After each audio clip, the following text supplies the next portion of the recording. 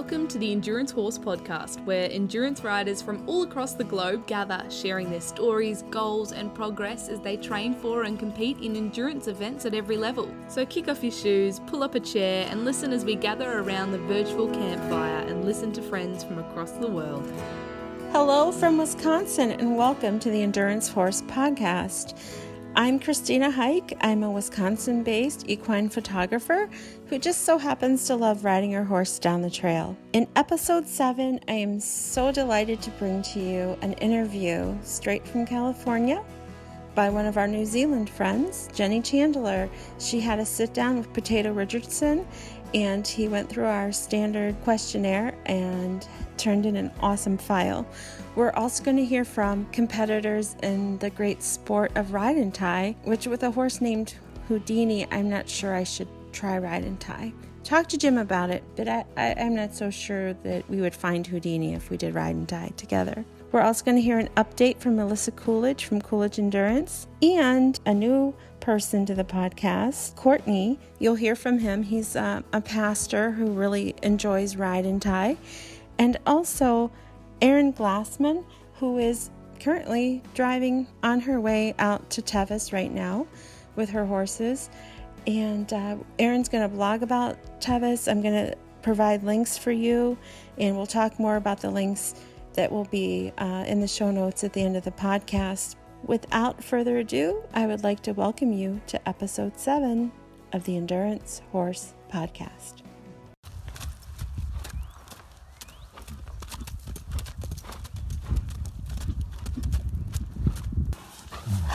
Hi, Jenny Chandler here again from New Zealand, currently in California, USA, and training with Potato Richardson. I'm going to ride one of his horses in the Tevis in just a week and a half now.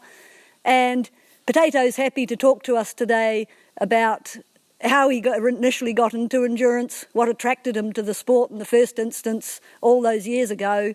And he says it's going to be a hard choice, but I've asked him to talk about his favourite all-time horse. Over to you, Potato. Well, thank you, Jenny, and welcome to Slager Mine Ranch. And it's interesting how I got involved in endurance. It was 1972. A friend of mine had a decal on the back of his pickup truck, and he was wearing a Tevis buckle. They were both the same image. And I said, Paige, what is that? He said, that's the Tevis 100-mile one-day trail ride. And I said, that's interesting. Tell me about it. Well, before long, he introduced me to Wendell Roby, the founder of the ride. And we were riding together a lot. Paige was working on his 10th buckle, which is when you finish the ride 10 times, you get a 1,000-mile buckle. And Paige was adamant about training, how he went about it, and so forth. And he lived in a very interesting place in Sacramento, California called the Ranch Apartments. It has 10 units. In each unit, there's 2-bedroom, 1 carport, unfurnished, and a 10-stall barn. Every apartment had a stall in the barn. And it was $25 a month if you had a horse. If you didn't have a horse, you had a hard time getting a place to rent there because you wanted horse people. And we could saddle up there and ride out on the trails around Sacramento on a golf course and so forth. And then on weekends, we'd put the horses in a trailer and drive up to Auburn, California, where is the heart, really, of the Tevis ride. And it didn't take me long to buy me a horse, and we're riding with Paige. And my first ride ever was the Tevis Cup in 1973 on an Appaloosa. And that was quite an experience because that Appaloosa had everything you need to ride, everything for confirmation and so forth, but he could detect an upgrade better than a civil engineer. And he refused to go uphill many times, especially when he got tired. He'd just flat out stop. So anyway, I rode him on Tevis in 73, my very first ride, and we got about halfway through, and coming up out of those canyons, he'd go 10 feet at a time and stop. By the time I got to the top of the canyon called Devil's Thumb, the veterinarian looked at me and he said, that horse is too tired to go on. And I was very glad to hear that because I was tired of pushing him. So a few months later, I went to Virginia City, Nevada, and rode the Virginia City 100 on that same horse. I just figured he needed more conditioning. Well, I was wrong. He needed to know how to go uphill, and he would refuse to do that. I finished that ride called the Virginia City 100 in 1973, and that was my first 100-mile buckle, and Tevis was my first 100-mile ride. But I was hooked big time. The Virginia City ride took me 23 hours and 45 minutes to finish on that Appaloosa, and I tell you what, it was a challenge. It took every bit of determination and perseverance I had to finish in 23 hours and 45 minutes, but I did it. And I finished riding with a fellow named Joel Giroux, who also was riding an Appaloosa. I think we were the only two Appaloosas in the whole ride. But that was the beginning.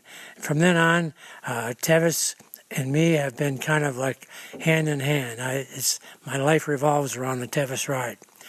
And this year, 2018, will be my 23rd buckle when I finish. My goal is to get the 4,000-mile buckle, and that's when you finish the ride 40 times, you get a 4,000-mile buckle. 30 times the 3,000-mile. At this point, there's only two people who have the 3,000-mile buckle. 20 times finished, you get the 2,000-mile buckle. And there must be a half a dozen of us that have the 2,000-mile buckle, including myself. So that's my goal. I figure if I earn that 4,000-mile buckle, I'll be 93 years of age if I finish every year from now until then. So, and by the way, the Tevis ride completion ratio is typically 50%. And as I've stated many times, 65% of the people who don't cross the finish line is due to fatigue of the rider. And the rider is the most important thing because you're riding a horse that depends on you keeping balance and keep him going right. And if you don't, then the horse can misstep and come up lame and so forth. So that's the trick, being fit, keeping in shape, riding well, and being consistent. So here we are, 2018, and Jenny and I are going to start out here in about 10 days from now, and it's going to be a fun day. It's always been a fun day. I've never ridden a Tevis when it wasn't a great ride. I've not completed every time, but my completion ratio is well over 70%, and the average is about 50%. So Jenny's in good hands, and she's riding a good horse, Silhouette, who's one of my prize mares. She's the daughter of Fia de Keilana, who won the ride in 1998. And of course, Silhouette won it in 2015. And Fia de Keilana's mother is Keilana, and she was the first to cross the finish line in 1978. So we got 3 generations of horses that have done very well. The 4th generation just had a baby, and the 5th generation is due any minute. So it's kind of exciting here.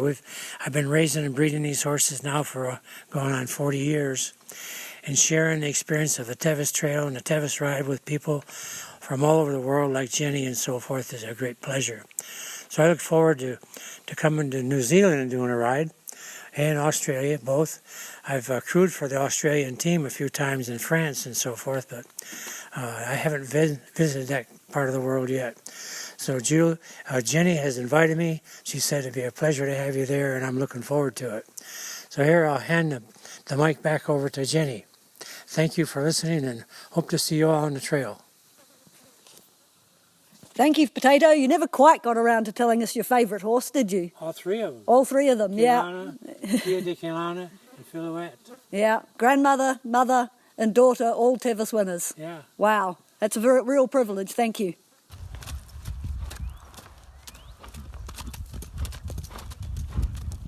Hi everyone, this is Victoria from Marvel Endurance in Australia with an update on the team and a recent ride we attended. So in the last episode I told my story about my rider option pull a few years ago, and the episode before that I gave a ride recap of the Nanango Heritage Endurance Ride. When I recorded that episode we had planned to be attending our next competition at the Kilkivan Ride, but unfortunately that was cancelled just a few weeks out. I think in part because of its proximity to the Queensland State Championships that was on the calendar 2 weeks before it, but also because the main organiser was riding in the 100-mile at State as well. So because we now had a ride off our calendar, we had to do a quick reshuffle, and not being able to attend the Kilkivan Ride threw a bit of a spanner in the works for us, but we managed to reshuffle and make it work. Instead, we made a spur-of-the-moment decision to attend the state championships.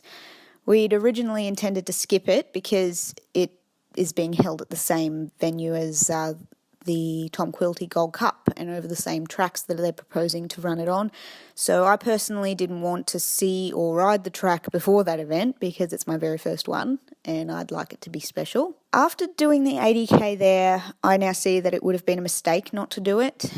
I came away from the ride feeling a lot more at peace and more confident, I guess, because my mare handled it so well. But I'm getting a bit ahead of myself, so I'll go back to the beginning. We headed out to the ride on Friday, the day before ride start. The 100 mile was due to set off at midnight on the Friday, while the horses in the 80 kilometre would head out 6 hours later, 6 a.m. Saturday. We had 4 horses in the 80k ride with a bit of a mixture of open and novice horses and riders. There was a bit of pressure on Adriana and I to be doing the 160 on our Quilty horses, but we had other priorities, namely getting our novice companions through their ride. So I was on my little bay mare Coda. Adriana was riding our newbie Jarzy in his second 80. My sister was on our little Palomino Mizzy for her second 80. And Kat was riding Vegas for what we all hoped would be her last novice. They had had a bit of a rattle a couple of months earlier with a shock vet out at Rocky Bar, so we were all on eggshells for this one. The horses travelled to the ride really well, apart from Jarzy, who managed to get his tail bandage off and rub the top of his tail totally raw, to the point of almost bleeding. Adriana was in a panic because she was thinking she wouldn't be able to ride him, but after a hose and we put some antiseptic on it and covered it with zinc, he vetted in nicely and there was no looking back. We were not totally prepared for how cold it was. I'm not being dramatic when I say that there was a film of ice over every surface outside the next morning. I'd only just undone the first strap on Coda's rug and she started to shiver because she was anticipating not having a rug on anymore. We were well into the ride, and I mean the 20k marker passed before any of us felt remotely like warm again, even though it had been daylight from the start of the ride. We'd been warned of boggy patches at pre-ride talk the night before. There would be sections of track that were only to be walked on pain of possible muscle pulls, so we were being really cautious. But after the first leg, we all came to the conclusion that the track was actually really lovely and soft underfoot. It was not at all concussive and hardly any of the boggy patches were as bad as we were expecting. We all vetted through the first leg and headed out on the second. Kat had been called in to represent Vegas for gut sounds, so she caught up with us at the gate and we all trotted out together again. The second leg was a lot like the first and the horses found it relatively easy going, though halfway through the season now I wouldn't have expected any less. Along the way, a friend of mine actually trotted up toward us from up ahead and we all thought the track must double back on itself, but instead she asked us if we'd seen any blue arrows. And she was on the third leg of the 160 and she was worried she'd missed a turn somewhere. But we hadn't been looking for blue arrows, so we weren't a lot of help, and unfortunately, so she headed off down the trail that we'd just come down looking for a blue marker. We'd only gone less than half a kilometre before we got to the top of a hill, and lo and behold, there was a blue arrow. So Adriana and I turned Coda and Jarzy back and we went racing down the trail calling out to Jacinta, and thankfully she heard us and came back. So she was on her way again, and she and her little gelding ended up vetting through the ride later that day. We all came in off the second leg together and weighed in. I jumped on the scales first and then dumped my gear and grabbed my horse and my sister's. So while she weighed in, I started walking back to our strapping buckets at camp. It took a little longer to strap this time. Mizzy was a little higher than usual, but it was a bit warmer in the day now. Coda was fine too. She usually is, as expected.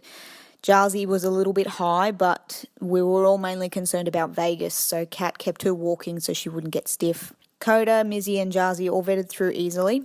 As I waited with Mizzy during his check, I saw Vegas starting her trot out and I didn't like what I saw. In the one step I caught out of the corner of my eye, I couldn't watch. But I decided I had to, and I looked up just as she was trotting back and she looked really tired, but I really wasn't sure what the vet would say. So I gave Mizzy back to my sister and I went over to Kat and Vegas and the vet gave them the all clear. So we were really relieved. I'm really proud of Kat for sticking with it and persevering, because in the end she did it. We had a great time away together, as we usually do. We headed home with a 100% success rate for our little team, and it's not every day that something like that happens. But it's the nature of our sport usually that at least one thing would go wrong. So we're really happy with the results that we got from the ride. The horses are all getting a bit of a break before we head off to our next one at Marumba. We hope there that Jarzy will finish his third 80. Adriana's bringing her other horse back into work for it too. He's on the 13-month rule at the moment, so he's got to complete a novice 80k before he can qualify to do the quilty next year. Kat's hoping to do a nice and easy 40k with Vegas, and Jasmine and I are aiming for a fast ride with Coda and Mizzy in the 80. Happy riding, everyone.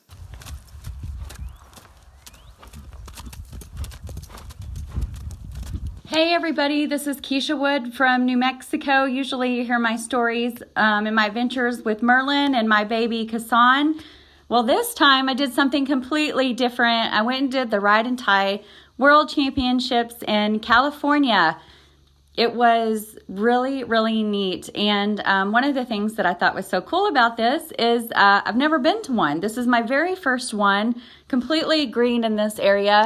I have a great friend named Susan Smythe who runs this event. I met her through crewing for Tevis the last couple years, and she's told me about coming and doing ride and ties and how fun they are, because I like to jog, or what we call woggle. It's kind of a walk jog, but you just keep moving. And I really super love anything that will help me to better myself health-wise for myself and my horse, of course.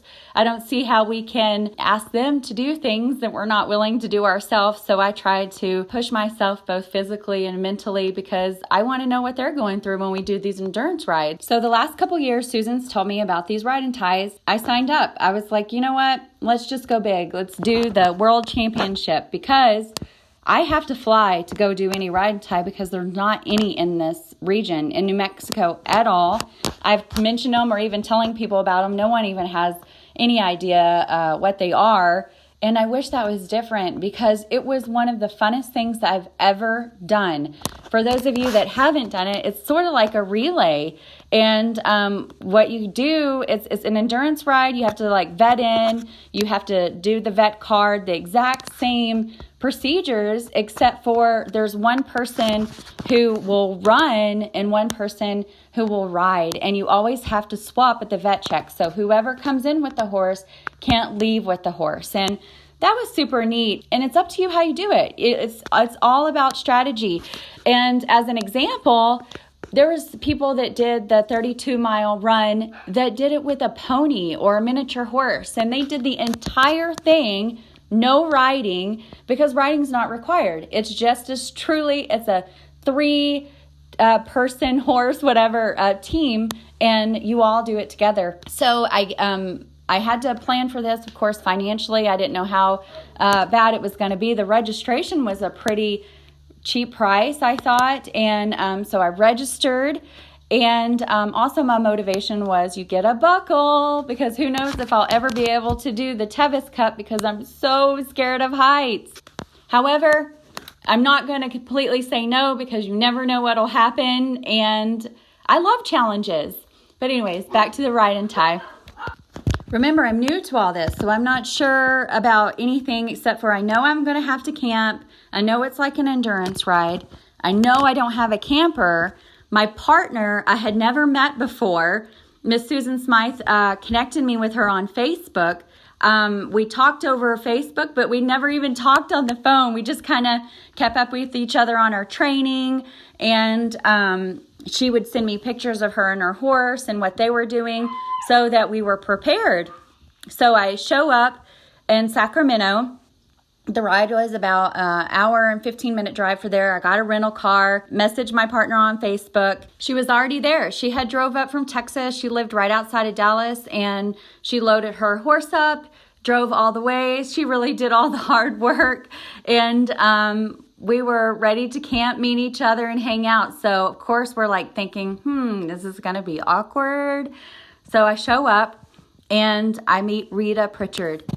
What a blessing in my life. Susan Smythe could not have done a better job in partnering me with someone. Rita was a girl after my own heart.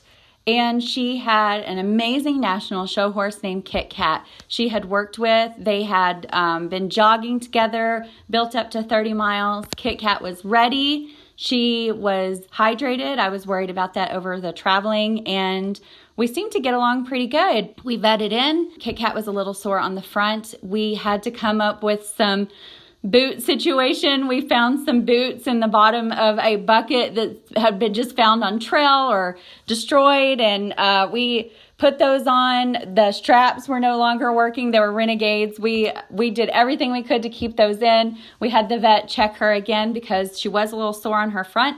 Once we got those Renegades on, she was awesome. Rita and I discussed how we were going to do it. We planned to just jog, do whatever we could to take care of Kit Kat because all three of us have to go through together, and Kit Kat has to be sound and have a passing vet card for us to be able to get our belt buckles. The entire event was so freaking cool. Everybody there was awesome. They are healthy people, runners, people that are endurance riders. We just had so much in common with everyone. Everyone was so friendly. The next morning we get up to do the run or the ride and tie, and it was huge. There was 30 ride and tie partners out there. So that's 30 people on a horse, 30 people running at the start. And it was so fun. Everybody took off and we kind of waited in the back because it was new for both of us. And then we left together. Rita was the rider. I was running at first. And beside us was two girls running with a pony. And that was so dang awesome. It was cute and motivational because they both had to run the entire 32 miles and get that little pony through. And they did it. They finished, by the way. So if you are interested in their story, it's so cute. I know that they have a blog on it as well. It was hot. It was hard, but they all did it together and they all completed. And Rita and I, we traded off when we could. Kit Kat was a little bit ornery on letting me on whenever I was by myself, so I felt like I had to do a lot of running. And I would say total estimated for running wise, I think between Rita and I, we probably ran at least 20 miles because a lot of times we couldn't ride. And it was just best for us to run together to save Kit Kat for the vetting in. That is at the end so that we could have our completion. Well, if anybody runs and has done any marathons, you know it is not easy. There's always something in there that is so hard, mentally tough. And when you're taking care of 3 people or 2 people and 1 horse, it is hard. So I have a whole new respect for the ride and tie folks and their sport. It is not easy. I think one of my biggest challenges was staying hydrated for myself. Of course, I decided to sign up for this big event and I did not know how the water stops are. Was it going to be like a run? And I know there was tons of waters for the horses. Well, the first people water was around mile 15 and I did not carry enough. I ran out and I went like 4 miles without water. By the time I got there, I was ready to drink the horse trough water, and I'm not joking.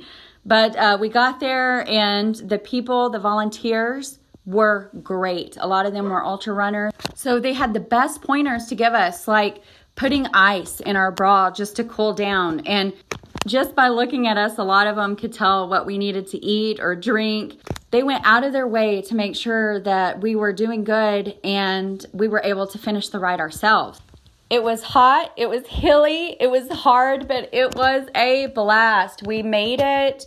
We all 3 did great. Kit Kat vetted in at the end. She gets the best horse ever award from Rita and Rita and I worked so well together. I hope she'll be willing to partner with me and maybe we'll do it again next year.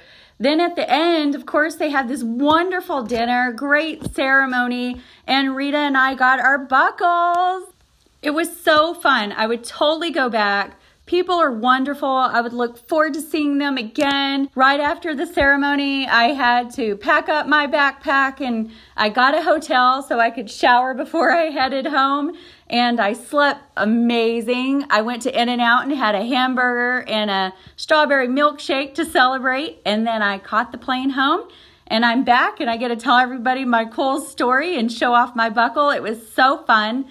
I'm so thankful I've done it. So if you have a ride-and tie in your area, oh my gosh, go.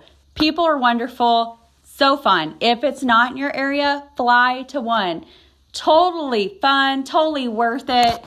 You guys got to do it.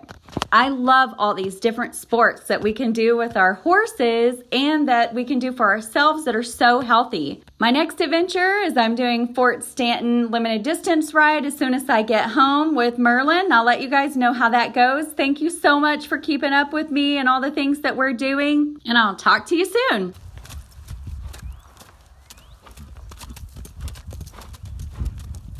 Hi, this is Melissa Coolich. This is our third submission to the Endurance Horse podcast. I actually just got back from a ride in Arena, Wisconsin called Endless Valley. This ride is very hilly, and we also usually have some pretty warm weather to go alongside it. So we just chose to just do the LD. We took two horses, Jasmine and Zero. Jasmine is an 8-year-old Arabian mare, and Zero is our Mustang. Because of the heat and hills, our Mustang slowed us down a little bit, and we came in 11th and 12th. And Zero at the end did have a little issue trying to pulse down because he's still a little chunky. He's a body score of 7, but we're working on that. But even our chunky horse got done in time and finished happy and healthy. And then, of course, Jasmine, this was her second LD. She actually hasn't been to an endurance ride in a couple of years because last year she had a foal. So it's been a couple of years since she's been to an event, and she did a great job. So we're pretty excited with how that went. And I guess our next stop for Jasmine is we're hoping to do the short LD. So we're going to do 25 miles a day, Monday through Friday in August. And I think that's probably going to be our next event for the two of them. I'm also in the process of taking the horse I took to Biltmore and training her back up for 100. We'd like to take her to Colorama in September. So always thinking about the next step as soon as I get home from the previous step. So that's kind of my MO. I also wanted to thank everybody for the feedback I got around, sort of overcoming adversity with my ankle. I had a lot of comments both at the ride, a couple of messages from some people. And I also wanted to give some additional advice about recovering from a chronic injury. So I would tell you that, while I'm able to ride, my ankle is still, it's by no means, no work. It's something I have to work at every day.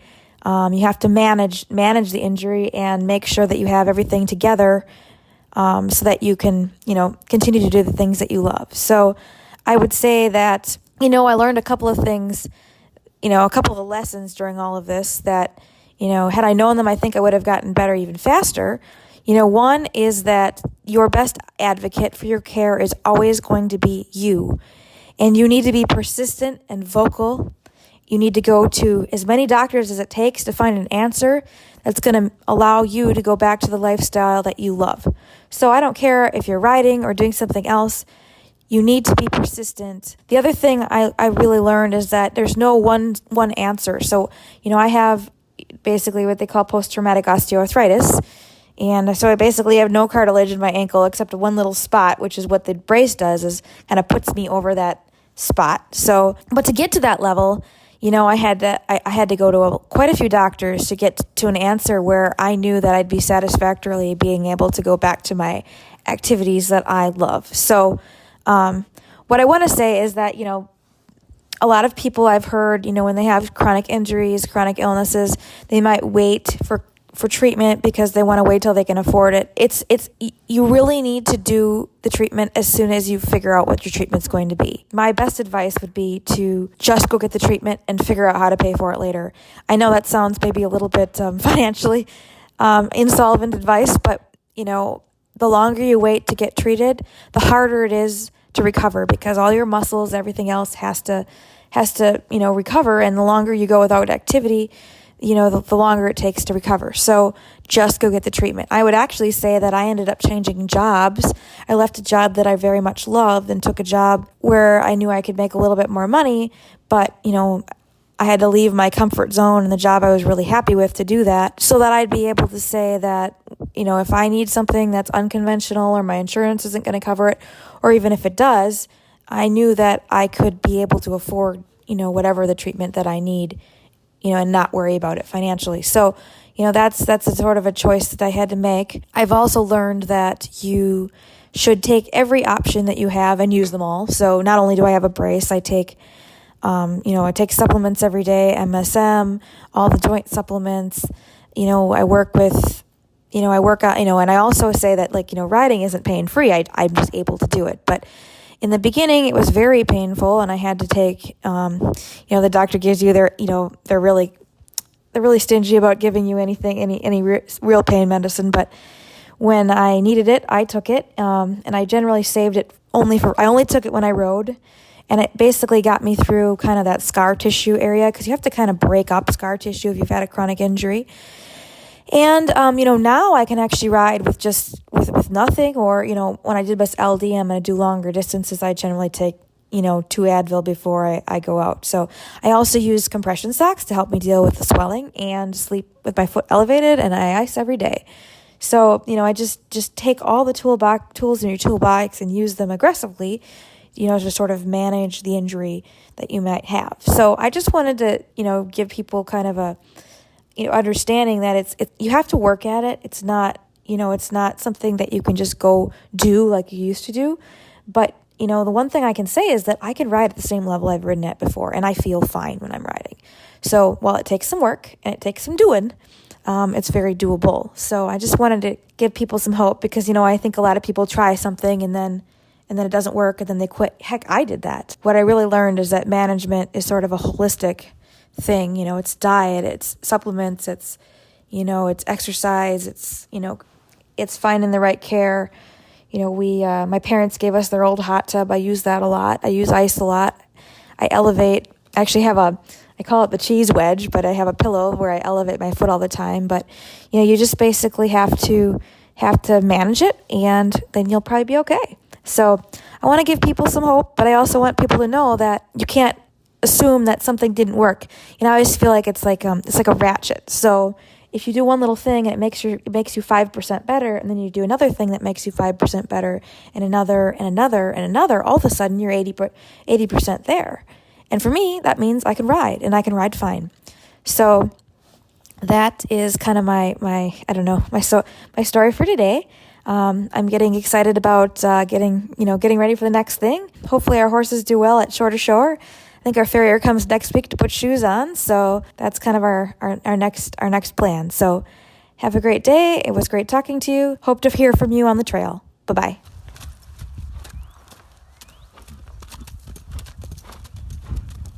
I'm Courtney Krueger. I live in Cleveland, Tennessee, which is just outside of Chattanooga, Tennessee, and I'm pastor of the First Cumberland Presbyterian Church in Chattanooga. And my endurance sport is ride and tie. And as your listeners may know, ride and tie has 2 humans and 1 horse, instead of like most endurance, it just has the 1 human and the 1 horse. And you alternate riding and running while you tie the horse to the tree in the meantime, kind of leapfrogging over each other over an endurance course. And I started endurance back in 2011 when my daughter Sarah was 15. And she and my wife were deep into endurance riding, and she came to me and said, "Dad, you're a runner, but you don't really do any horse riding, but if you will learn to ride a horse, then you and I can be a ride and tie team." Well, your 15-year-old daughter tells you that she wants to do something with you, and it's a no-brainer. And so I said, okay, I'll learn to ride a horse. I had 0 interest before then in riding a horse, and I have fallen so hard since then. And so Sarah and I were a team for several years, and we had some just amazing experiences. One time, I think it was our second race, our horse Cruz, who now has well over 1,000 endurance miles or ride and tie miles, he got loose when Sarah tied him and was lost at Big South Fork in Tennessee for about 5 or 6 hours, I guess, until we finally found him. And since he was my wife's horse, both Sarah and I were very, very worried about it during that time, as of course she was as well. But all's well that ends well. There's another time that I was racing with my brother-in-law, Mark Landers, and we got a little bit separated, a little bit confused, and I was convinced he was behind me on Cruz on the horse, and I was on the ground, and I ran right past Cruz. He was standing practically on the trail, and I ran right past him. That was also at Big South Fork, as a matter of fact, and it turned out that a couple of endurance riders came by a little while later, and I mentioned to them that I was looking for a gray horse and a rider, and they said, we don't know about a rider, but there's a gray horse tied about a half a mile back. And I had to turn around and run back and get Cruz. And so in the early days, we just had some great times. And then Sarah went to college, and I kind of lost her as a partner. And so my brother-in-law, Mark, and I began partnering, and also a friend of ours, Carrie Barris, began partnering with me. And several years ago, Carrie and I won the National Points Championship for Man-Woman team. And the same year, Mark and I won the National Points Championship for Man-Man team. And now we've won it 2 more times since then and have had a real good season so far this year. And so we hope we're on track for a 4th Man-Man team National Points Championship. This year, I've been riding our newer horse. His name is Coda. And Lee and I, my wife, bought him for each other as a 50th birthday present for each of us. And Coda and I are just perfectly matched. We both just love to go. Sometimes when I'm riding other horses and riding higher endurance, I kind of feel like I'm having to ride the gas the whole time, keep them motivated. Coda, almost all the time, I feel like I'm having to ride the brakes because he just wants to go, go, go. And he is so strong. And this year, unbelievably to me, Coda and I are 6-0 with 3 different partners, and it has nothing to do with me and my running ability. It has everything to do with how fast and how capable Coda is. And really, in riding tie, I always thought it was kind of your slowest runner kind of dictates the pace. But Coda is so fast, and he does so well that he catches up between the runners when we're separated, and he makes up for our deficits, and he has just been amazing.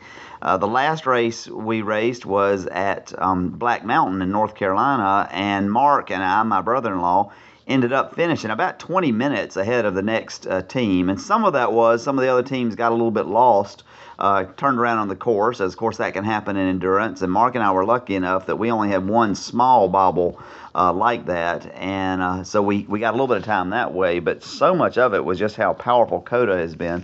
And since he's 6-0 this year, I've been teasing and saying that Coda is kind of the Justify of the riding tie world this year, because so far, of course, Justify, the Triple Crown winner, is 3-0. I mean, is 6-0 as well. Of course, he's 3-0 in the Triple Crown. And so that's where Coda is as well. I almost am afraid to say this because I don't want to jinx us, but we really have the East Coast Championships, which are coming up in August, in our sights, and we're hoping that we can really compete well there. I've not won a lot of races over the years. It's just kind of been the dogged persistence, collecting points over mileage and finishing races and that kind of things that has allowed me to be a national points champion. But now with Coda this year, I'm hoping maybe we can actually win the East Coast Championship and actually have probably a decent, not a decent, but an outstanding season. Ride and tie, it's amazing how deep into this sport I am, how deep into horses I am, when in 2011 I had zero interest in horses. Lee and I moved, my wife is Lee, we moved to Chattanooga, or to Cleveland rather, in 2015 and bought a little horse farm up here, which I never had any interest in, never thought we would do. And we have our 3 Arabian horses and a retired saddlebred quarter horse cross that live on the farm with us, and we are just deep into the horse culture. My wife already was, but she has really kind of sucked me in with riding tie, and I'm so thankful for that. So that is my story. I'm hoping to have the great rest of the year, and thank you for being interested in putting some riding tie stories on the Endurance podcast. I've really enjoyed listening to your podcast. I'll talk to you guys later. Bye-bye.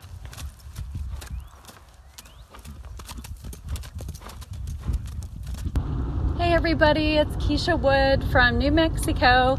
I just wanted to give you guys a quick update on what's going on with Merlin and my baby Kassan and what's new in our life. Well, it's the 19th of July and I feel it's important to mention that not everything goes so great in the endurance world, and that even means with us personally, because with Facebook and everything, everybody's life can look so grand. Well, a personal story for myself is a couple months ago, I found a lump in my breast, and I went to the doctor, and the doctor had me go get a mammogram, and I ended up getting a biopsy, and the biopsy came back as it was irregular and it was some sort of tumor, and I have been terrified since then. And so immediately I got an appointment with a University in New Mexico Breast Cancer Center, and they have been prepping me and making sure that we come up with the right ways to handle this situation if they remove the tumor and it was malignant, or if it was benign, what I was going to have to do. But for some reason, this lump showed up and it was growing, and all I could think about was my family, my boys, my horses, what's going to happen if everything is not okay. So I've been struggling really hard with meeting my goals and trying to push through just the depression and the negativity that goes along with all of this. I also know I'm not the only person in the world who has to deal with this kind of stuff, and this happens all the time. And you wonder, how do people do this? What do you do to keep moving, to keep motivated? I just decided to act like it wasn't there. I figure if I don't speak it, then it's not really happening, right? You just truck on forward with every single thing you have to face every day. I stuck to that at first, and then as things get closer to me having to get my surgery, which was scheduled for the beginning of this month, I started talking about it to people and kind of letting them know my fears. That turned out to be one of the biggest blessings. When I was at the Ride and Tie, and I confessed this to my friend Rita, my partner, she told me how much that meant to her, because she also was struggling with some personal things, and her dedication towards our team was so strong because I held my dedication, and she wasn't about to give in. When I returned to New Mexico, I was scheduled to get my surgery right smack in the middle of the Fort Stanton Endurance Ride, which totally put a damper on everything because I wouldn't be able to do the Pioneer Ride. Oh, woe is me, right? I actually was super bummed about it because I felt I could do it. But guess who couldn't? Merlin. With all this feeling sorry for myself and downtime and sleeping instead of riding, he was definitely not ready to do a 50. And I'm not really sure he was prepared to do 325s in a row. Fort Stanton is a very hard ride. So instead, I focused on making some ride awards and turtle awards, which I have so much fun doing because it's just painting rocks, which is so relaxing and so much fun. And it's so exciting to see people post them on Facebook like they're the coolest thing in the world after the ride. I did only a few training rides on Merlin beforehand, and we're still having saddle fit issues, so I wasn't quite sure how to handle all of that. I got to the ride, I had an amazing camp spot, Merlin vetted in awesome, and we were ready to do the limited distance ride. We got up the next day, and there was a huge amount of horses at the beginning because the 50s and the limited distances all started together. I loved it. It was so much fun. The ride was beautiful that day, and Merlin did so great. The funnest part was I got to ride with these two girls from Texas, Valerie Bixler and Robin. And sorry, Robin, I can't remember your last name, but those girls made me laugh so hard, and I had such a great time riding with them. I also got to tell them my story because I was freaking out because I had surgery scheduled in like 2 days. It's funny how whenever you're riding with people or you meet endurance people, sometimes it feels like you've known them forever. And I needed to meet these two girls that day. I enjoyed every single mile with them, and just their encouragement was just amazing. They both allowed me to vet in first, which was super cool. And Merlin did great. He was tired though, and it worked out in his benefit because he was not ready to do the pioneer. The Fort Stanton ride is very tough, and he had not had the training required do all 3 days. I want to mention too that you always meet great people at the rides, and sometimes it's like a family reunion when it's people that are from out of town. And the Potters were there. Blake Potter is awesome, and he helped me with the saddle fitting, and I tried a specialized saddle before going on that ride, and it worked perfect after Blake fit it. I like to say Merlin is a thoroughbred with a short back. He actually has the highest withers ever, and he is a Russian Arab, as y'all know, but he has the short back and the highest withers, so I'm having such a hard time. But it looks like we may be going with specialized, so we will see. More to come on that. Packed up, we got home, and I got my surgery. It actually turned out to be a blessing. When I went to the hospital, they thought it was on both sides, but at the hospital, they did another mammogram. They couldn't find anything on my left side, so I did not have to have anything removed. And on the right side, they were able to remove that tumor. It was a pretty big spot, but who cares, right? And then a couple days later, I got the call that it was benign, and instantly I felt better. Yes, the surgery has not been fun. The medication makes me sick, but I'm benign. It's benign. So I get to put this behind me. However, through all of this, one of the things that made me realize is not everybody gets to put it behind them. And getting to go to the surgery center and the breast cancer center and seeing the people there, it has really made me realize that is some people's reality. They don't get the call that it is benign. And I only had a little taste of what they face. I'm still healing. And next week, I'm going to Tevis to crew for my mentor, Cressy Drummond. And all of our team, the Green Bean team, the Wind Riders, are going to be there. Over the months of June and July, I think more than anything, I have learned and realized I am so blessed. The people in the endurance world are amazing. Whether you have met them and known them for a long time, whether you've known them for just a few days, or you meet them on trail like I did Robin and Val. I am so thankful to be a part of a sport that is so caring and united. I can't wait to go to Tevis and see all of my friends finish that and to be there for our mentor together. Until next time, guys.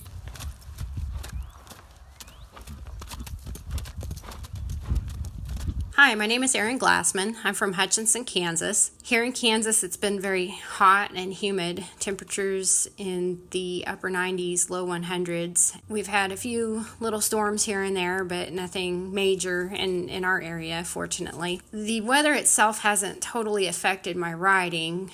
I honestly have been doing just a lot of long, slow distance when we do ride this late in the game prior to going to California for the Western States trail ride. At this stage in her conditioning, if we're not ready, doing a lot of speed work isn't going to do anything great for us. And I don't want to wear her out right before we go and do 100 miles. So I wouldn't say it's the weather necessarily that's affecting the riding. We have been purposely going out and getting into the heat and humidity so that it will help with altitude and also the heat that we're going to encounter out west. Rio is my 14-year-old mare. She is 3/4 Arabian and 1/4 Trakehner.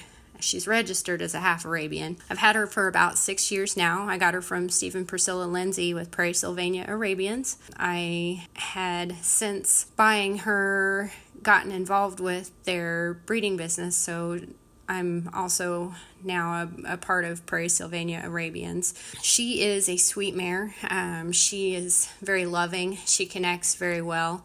She does want to please, but she also has this little defiant mode that I also see in her. I lately have been calling her more of a queen. She somehow has this regal air to her lately. She went out with me last year to California, and she did successfully complete the Western States trail ride. We were second to last, but I did not care whatsoever. We had 10 minutes to spare, and we got our money's worth. I got into horses as a small child. My dad had one when I was growing up, and he would take me out in our fields and in parades and just ride, and I fell in love with it then. We had to sell him due to financial reasons, and as soon as I got out of nursing school, about 20 years later, I started taking lessons. I decided I wanted to be a really good rider. I'm still working towards that goal. And anyways, I rode quite a bit, almost daily, when I got into leasing and then owning my own horses. I bought Cisco about 14 years ago, and I rode him a ton. And through the stable I was boarding at, I met a lady named Jackie Hathorn, and she introduced me first to competitive trail riding with North American Trail Ride Conference. And then the next year she took me to my first endurance ride. We completed our first 50. We were both tired. Cisco was tired. I was sore for about 3 days afterwards. I joked around I was more lame than he was. He wasn't lame at all at that point. And I finished, and after we got through and I knew that I had a 50 under my belt, I was pretty well instantly hooked. I had already been pretty well addicted to distance riding, starting out with competitive trail riding. I enjoyed the amount of time that we spent in the saddle and the relationship you build with your horse. I think that's the biggest thing that keeps me in endurance, and just accumulating the miles. The community that we get involved with is spectacular. The people that you meet are just so incredibly inspiring. I've got some really great friends that I've met through this sport that I would consider family, and we might as well be of the same blood, really, because we all have that same passion for horses and the same care and that need for distance and the time in the saddle. I oftentimes liken our ride camps to like a band of gypsies or a band of vagabonds that meet up, that we convene every so often to celebrate our horses. This year, I'm going out to California. The ride that I want to do is the ride that Rio is capable of, first and foremost. She is my priority. Whether we get 5 miles down the trail or we go the whole 100, I'm going to be happy with what she does, because her safety is just the utmost for me. I want to have this mare as long as she will be around for me. So conditioning wise, I feel like we've been doing really good. If we do get to go the full distance, I would like to try to get a little bit better cushion in terms of time rather than leaving it till 10 minutes till the clock runs out. We had a couple of incidents that we got involved with, not directly, but just kind of slowed down from on the trail last year. And I think I would have probably been in another 30, 45 minutes earlier had that not have occurred on 2 different instances. It was exciting. Last year, I couldn't believe the euphoria that I felt after finishing 100 miles. That was my first 100-mile ride. Hopefully not my last. The distance itself is just incredible. I wondered if I would be tired during the ride before I had completed it. And honestly, there was a small window of time that I was a little bit fatigued, but I think really the energy of the day, the excitement of being there, the magic of it all really kept me going the whole time. My personal goal with going out to California and to Auburn is I'd like to go as many times as I possibly can, whether it be riding or volunteering, because I really feel like it's such a great ride. It's a very exemplary ride for endurance. There's a lot of difficult terrain. You really have to manage your time. You really have to manage your horse. There's a lot of planning and a lot of thinking that goes into it, and some of that is another portion of what I truly enjoy about endurance, is that you really have a lot of strategy that you have to employ in order to finish. I love being out in California, out in Auburn. It is the endurance capital of the world, and rightfully so. Really, the Western States Trail Ride is the granddaddy of all endurance rides and was the starter for our modern day endurance. And to be on that trail and to be a part of history, really, it feels just incredibly, overwhelmingly inspiring. It makes you just keep wanting to move forward and keep wanting to get more miles under your belt.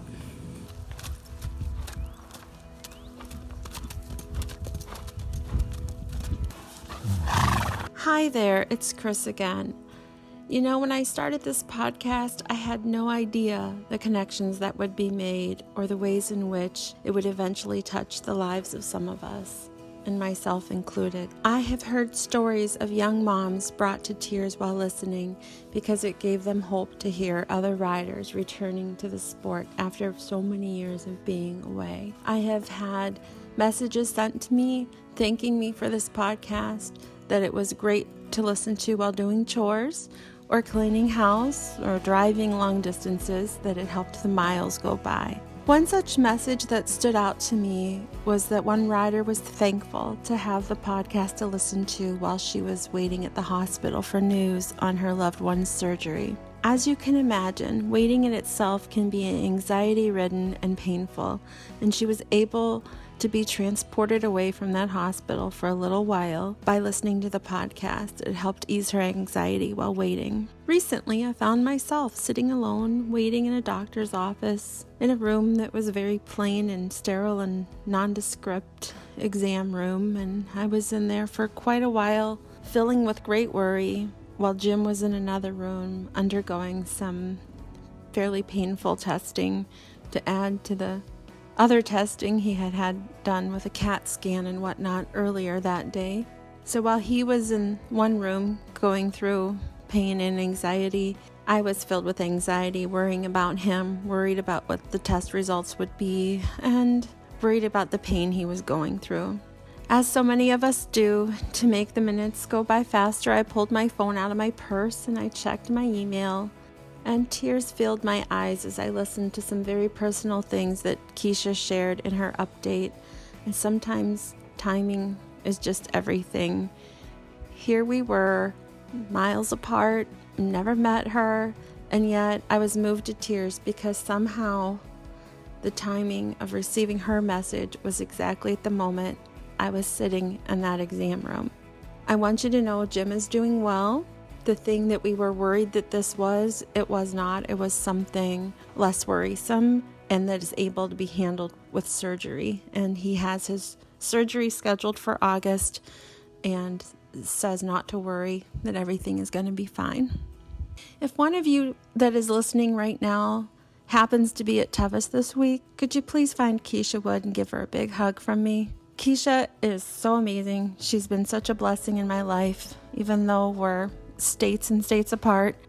And I also want to say to you, Keisha, I'm so glad that your surgery went well, that your test results were in your favor, and that you're able to go on and live your life the way you have been, doing the things that you love. I wanted to let you know that you're such an encouragement. Cheer Cressy on from us, from everybody here that listens to and participates in the podcast. We know that she is in great hands with the Wind Riders as her crew. To all the riders listening who are about to take on the granddaddy of all endurance rides, may your views be breathtaking and your memories be treasures. We're sending you much love and wishes for happy trails from the Endurance Horse Podcast. I'd like to encourage everybody to check out the blogs of some of these wonderful riders that participate in the podcast. All of the links are in the show notes. You can find those on iTunes or also on Podbean. Keisha's blog has a name that is easy to remember. Don't Forget to Hold On. So if you look for a quick Google for Don't Forget to Hold On, you'll find Keisha's blog.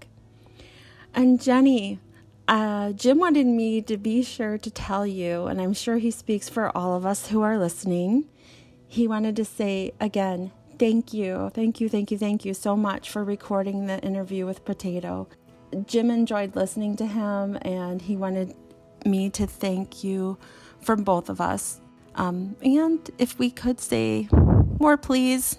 If you get a chance, we know you are busier than any of us can imagine, but if you so happen to be able to talk to him again and record it, we would all be forever thankful.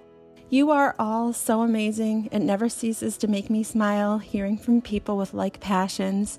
And I must point out, Erin, I was at first in awe and then just smiling that you describe a ride camp the same way I do, as a band of gypsies. Though I really like the added twist that you have a band of gypsies that occasionally gets together to celebrate our horses. I just think that that's completely beautiful. Until next time, may you always find beauty in your ride and enjoy the journey. We enjoyed having you along for the ride. Endurance Horse Podcast is where you get to share your adventures of riding good horses through beautiful country. Many stresses in life are washed away by a good gallop, a steady trot, or by simply saddling up your favourite horse for an easy ride. Remember, every mile a memory. To share your story on Endurance Horse Podcast, send an email to endurancehorsepodcast@gmail.com.